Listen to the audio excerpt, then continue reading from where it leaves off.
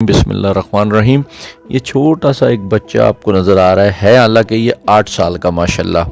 ये बच्चा जब छोटा सा था तो ये बिस्तर से जो है ना नीचे गिर जाता था, तो तकिया वगैरह लगा के माँ बाप रखते थे जितना ख्याल कर सकते थे।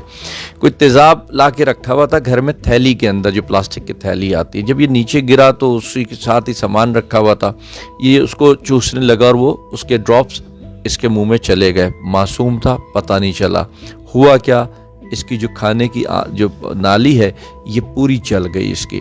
उस वक्त ऑपरेशन के लिए कह रहे थे, इनके पास पैसे अरेंज नहीं हुए। फिर उसके बाद इसी तरीके से चलते रहे। अब इसके इलाज तो चल रहा है मुतवातिर, लेकिन जो वालिद है वो एक टेलर है जो 20-22-25 हज़ार रुपये महीना और टोटली कमाता है। और जो इस बच्चे को हमारे सिर्फ दूध की ज़रूरत है, जो सिर्फ दूध आता है, वो कोई 16,000 17,000 15,000 महीने का कुछ अभी इस वक्त आ रहा है।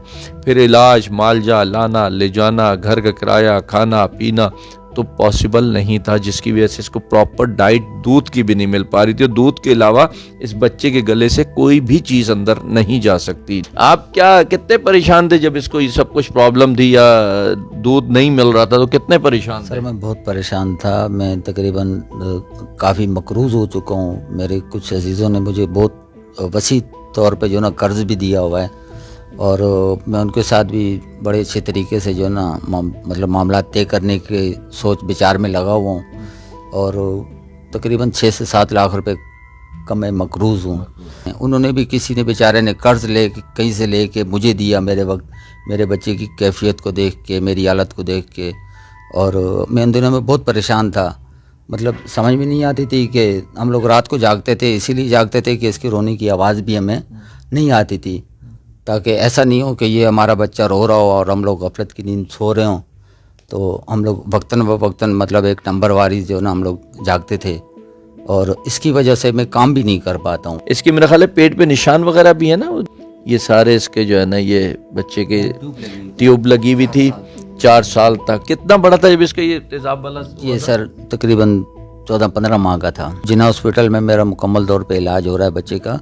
और मेरी जो मेजर प्रॉब्लम ये थी कि एक तो इसको फीड का मसला था, और सिर्फ फीड ही नहीं है, मतलब ये है कि जब ये अस्पताल में दाखिल होता है तो मुझे भी उनके साथ रहना पड़ता है, और मेडिसिन वगैरह भी मतलब कुछ खुद ही खरीदनी पड़ती है। और डॉक्टर जमशेद अख्तर साहब हैं जो इनको पहले दिन से जो है ना मतलब ऑपरेट कर रहे हैं। तो बस इस बच्चे को हमारे एहसान भाई के लिए दुआ करें कि अल्लाह पाक इसको जल्द अज जल्द सेहतियाब करे।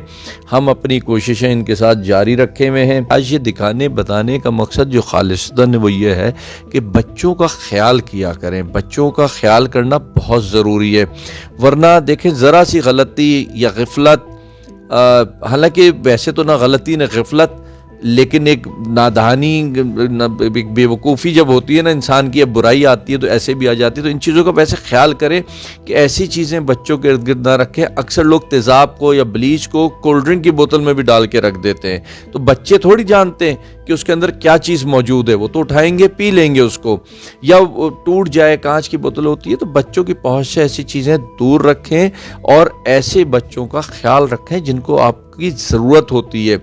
आप लोगों को मैं बार बार एक ही बात कहता हूँ कि इदारों के या इन बच्चों के ऐसे लोगों के सपोर्टर बने, भीख देने वाले ना बने, ना भीख लेने वाले बने।